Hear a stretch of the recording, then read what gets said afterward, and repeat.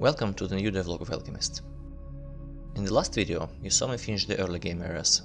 Now I went on to work on more advanced ones, and the one I'll show you today turned out particularly interesting. Tier 1 areas like Herbal Grove, Mage's House, Swamp, Abandoned Farm are available to you from the very start through dialogue with Ricardo. They don't require any specific tools to get through, and in general aren't very dangerous.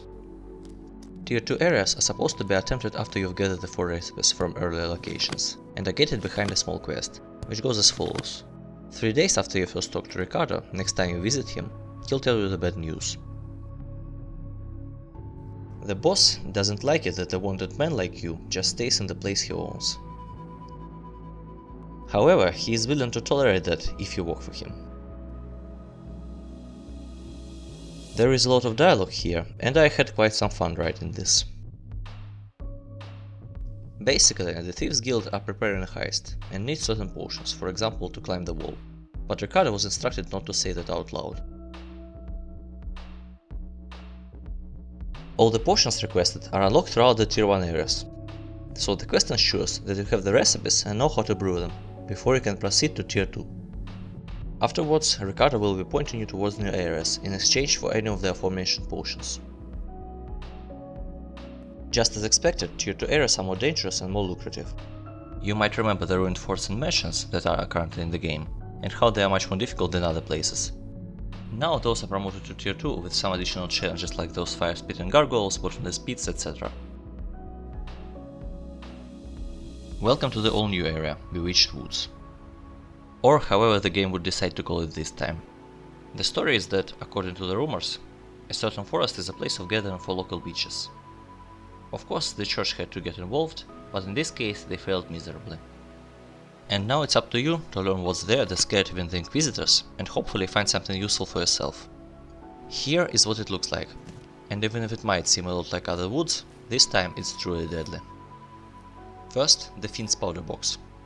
This little mushroom reacts to your footsteps and explodes into a cloud of spores, causing lethal poisoning. The best solution here is to use Hush and Sense, so that you no longer produce noise when you move. This way, you can even collect the mushroom safely. You could also use something to prevent poisoning or destroy the mushroom from distance. There is also a new enemy type that inhabits the wood, Phantasm. Similar to shadows, this creature is immaterial and cannot be damaged by normal means. Unlike shadows, it doesn't have a special vulnerability to light either. However, it's also not actively aggressive, only attacking if you approach, so the tactic with those is similar to the one with snakes. On the brighter side, this place has a lot of loot. The Inquisition, as mentioned, has lost people here, and their belongings are still there. The skeletons have some weapons and church-related items like wine, incense, holy water and holy symbols. By the way, I've decided to use the sun as a religious symbol. Even if I allude to a certain religion, I don't like the idea of using it as is in a non-historical setting. So I'll use a kind of sun worship as a stand-in. But the real reward and the real challenge is of course waiting at the end. Turns out, the Inquisition wasn't entirely wrong when they sent soldiers to this place. In the heart of the forest, there is a circle of stones with a stone altar in the middle. A place of worship for some kind of god. If you approach the altar, you can perform a ritual, but there are a lot of options and only one is correct. What you're supposed to do is to read what's written on the standing stones and find a hint. Those stones were my chance to add some more cool procedural generation to the game. The idea was to create some flavorful messages left by the worshippers, with one containing the hint for the ritual. However, I really don't like it when the procedural text doesn't make sense. Nonsense can be amusing, but you can't take it seriously.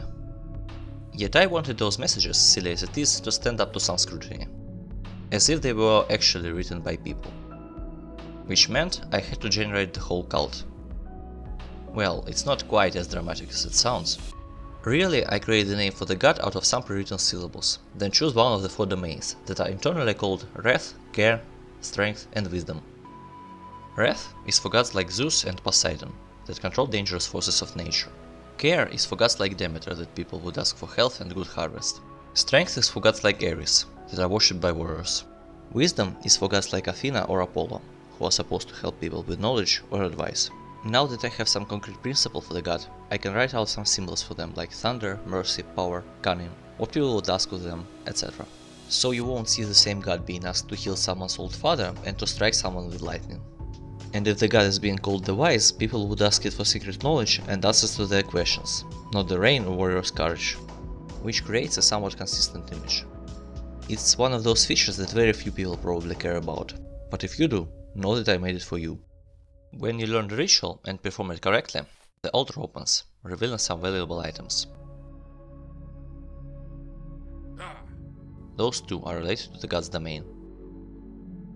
If you perform the ritual incorrectly, you receive punishment. Like everything else, those vary between gods. A wrathful god might strike you with lightning, while a warrior god would summon some animated armors. In general, the results of your mistake are survivable, but if you are skillful enough to survive that, you might as well just perform the ritual correctly. So, that's it for this update. This one turned out to have a lot of religion in it. Meanwhile, I'm almost done with locations, and will soon move on to the next major feature. You can try the game's public version now if you're interested, or subscribe if you want to see more of this. See you soon!